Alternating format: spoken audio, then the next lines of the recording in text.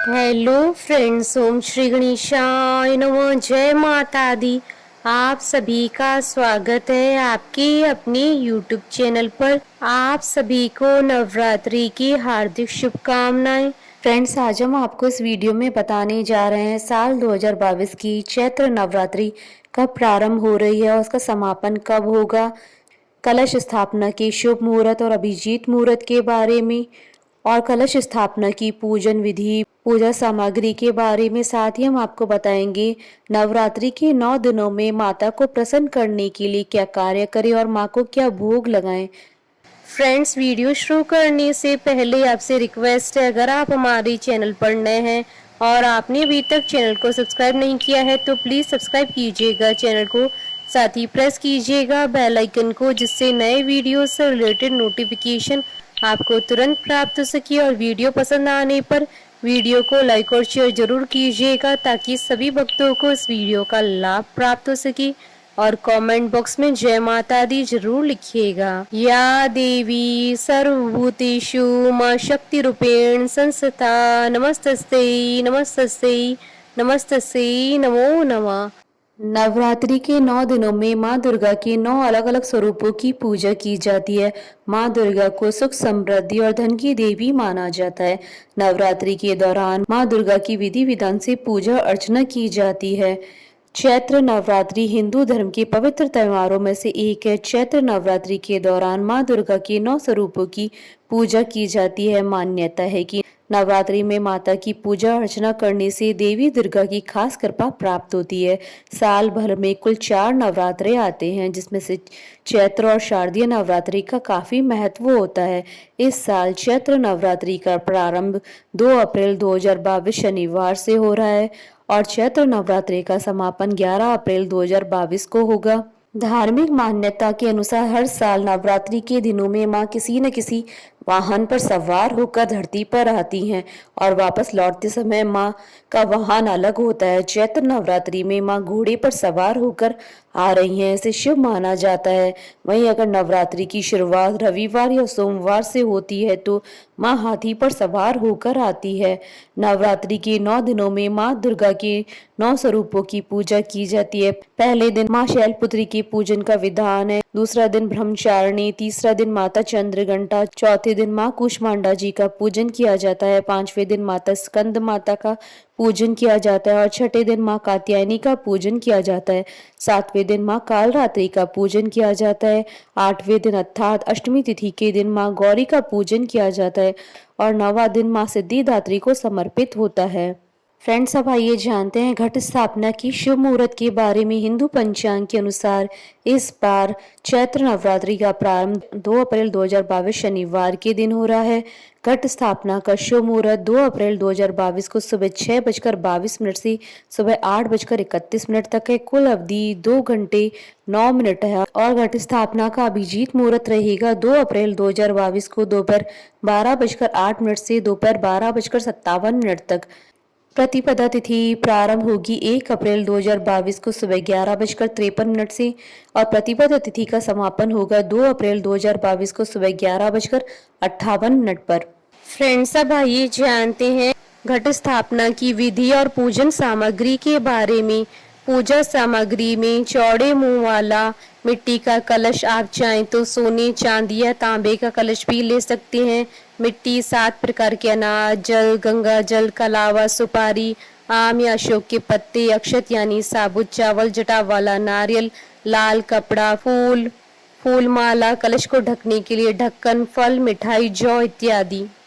घट स्थापना या कलश स्थापना के दौरान कुछ विशेष नियमों को ध्यान में रखना चाहिए। देवी माँ की चौकी सजाने के लिए हमेशा उत्तर या पूर्व दिशा को ही चुनें। इस स्थान को साफ कर लें और गंगा जल से शुद्ध कर लें। एक लकड़ी की चौकी रखकर उस पर लाल रंग का कपड़ा बिछाकर देवी माँ की मूर्ति की स्थापना करें। इसके बाद प्रथम पूज्य गणेश जी का ध्यान करें और कलश की स्थापना करें। कलश स्थापना या घट स्थापना के लिए किसी बर्तन में या साफ स्थान पर मिट्टी डालकर उसमें जौ के बीज डालें। अब कलश को उसके बीच में रखकर उस पर मोली बांध दें और स्वास्तिक बनाएं। कलश पर तिलक लगाएं और उसमें जल या गंगा जल भर दें। इसके बाद कलश में साबुत सुपारी, पंचरत्न, फूल, इत्र, सिक्का और आम या अशोक के पत्ते डाले। पत्तों को इस तरह रखें जिसमें वह थोड़ा बाहर की तरफ दिखाई दें। इसके बाद कलश को ढक्कन लगा दें और उस ढक्कन पर अक्षत डालें। अब कलश के ऊपर लाल रंग के कपड़े या चुनरी में नारियल लपेटकर उस पर रक्षा सूत्र बांधकर रख दें। इस बात का ध्यान रखें कि नारियल का मुख आपकी तरफ होना चाहिए। अब देवी देवताओं का आह्वान करते हुए कलश की पूजा शुरू करें। सबसे पहले कलश को टीका करें, उस पर अक्षत चढ़ाएं, फूल चढ़ाएं, फूल माला चढ़ाएं, इत्र, नैवेद्य, फल, मिठाई आदि अर्पित करें। फिर इस कलश को दुर्गा माँ की प्रतिमा की दाईं ओर स्थापित करें। ध्यान रखें कि जौ में रोजाना पानी का छिड़काव 9 दिनों तक करते रहें। कलश स्थापना के साथ ही नवरात्रि के 9 व्रतों को रखने का संकल्प लें और आप चाहें तो कलश स्थापना के साथ ही माता के नाम की अखंड ज्योति भी जला सकते हैं। इसके बाद माँ को लाल चुनरी चढ़ाएं, उन्हें श्रृंगार का सभी सामान अर्पित करना चाहिए और माँ से प्रार्थना करनी चाहिए कि हे माँ, कृपा करके आप 9 दिनों तक इस चौकी पर विराजमान रहकर मेरी पूजा को स्वीकार करें। इसके बाद माँ को फूलों की माला, फल, मिठाई, इत्र इत्यादि अर्पित करके विधिवत पूजा करनी चाहिए। फ्रेंड्स, अब आइए जानते हैं नवरात्रि में माता को प्रसन्न करने के लिए क्या विशेष कार्य करने चाहिए। नवरात्रि के पवित्र दिनों में 9 दिनों तक देवी माँ की उपासना की जाती है। इस दौरान 9 दिनों तक माँ को प्रसन्न करने के लिए भक्तजन व्रत व पूजा अनुष्ठान करते हैं।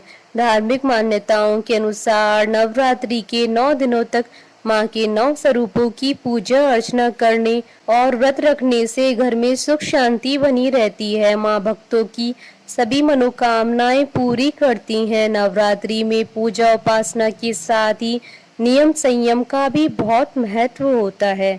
धार्मिक मान्यताओं के अनुसार नवरात्रि का व्रत रखने वालों के लिए कुछ नियम होते हैं जिनका पालन अवश्य करना चाहिए। शास्त्रों के अनुसार इन नियमों का पालन करने वाले भक्तों पर माता रानी की कृपा बनी रहती है और उनकी मनोकामनाएं पूरी होती हैं।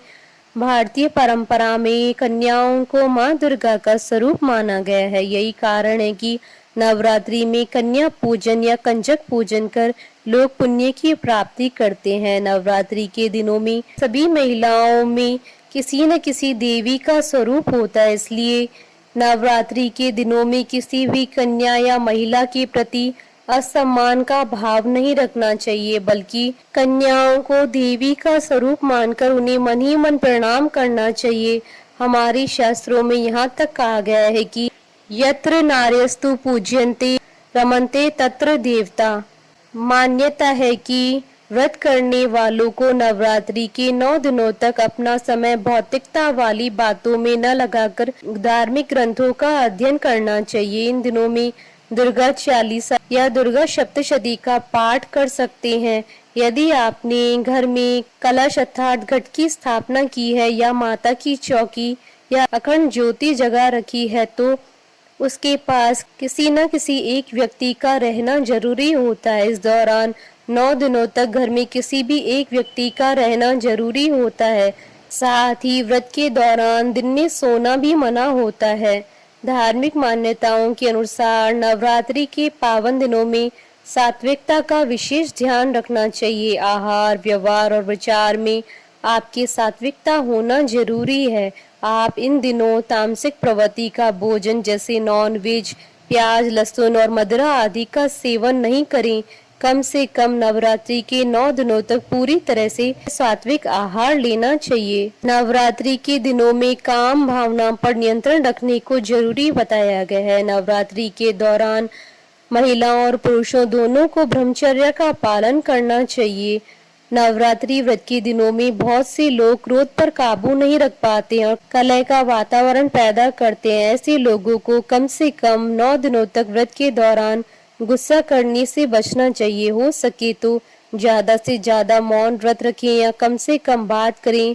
व्रत में शारीरिक ऊर्जा की कमी होती है, ऐसे में व्रत के दौरान ज्यादा बोलने से आपके शरीर में और ज्यादा कमजोरी आ सकती है, इसलिए शांति पूर्वक व्रत करना उत्तम माना गया है। फ्रेंड्स, अब आइए जानते हैं माता को प्रसन्न करने के लिए नवरात्रि के 9 दिनों में माता को क्या भोग लगाएं। माँ शैलपुत्री को गाय के घी से निर्मित हलवा व मालपुए का भोग लगाएं। उसके पश्चात 2 वर्ष की कन्या को भी हलवे और मालपुए का भोग लगाएं। विजय प्राप्ति व सर्व कार्य सिद्धि के लिए माँ ब्रह्मचारिणी की पूजा की जाती है। माँ ब्रह्मचारिणी की पूजा कर मिश्री व शक्कर से बने पदार्थ का भोग लगाएं और 3 वर्ष की कन्या का पूजन करें। दुखों के नाश व सांसारिक कष्टों से मुक्ति के लिए चंद्र घंटा और माँ कुष्मांडा का पूजन कर दूध से निर्मित पदार्थों व मालपुए का भोग अर्पित करें और इसके पश्चात 4 व 5 वर्ष की कन्या का पूजन करें। विद्यार्थियों को परीक्षा में सफलता व मनोकामना पूर्ति के लिए इस दिन माँ स्कंद माता का पूजन कर माखन का भोग लगाएं और 6 वर्ष की कन्या का पूजन करें।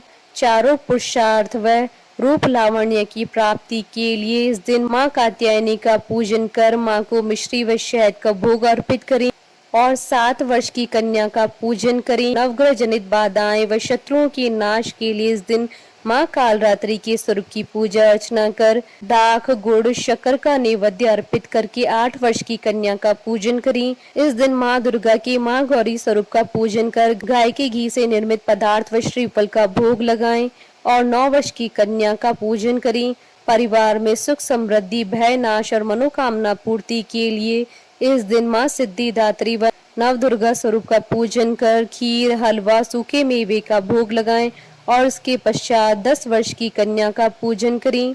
जयकारा माँ माइदा बोलिए सच्चे दरबार की जय। हमारे साथ इस वीडियो में अंत तक बने रहने के लिए आपका धन्यवाद। ओम श्री गणेशाय नमः। जय माता दी।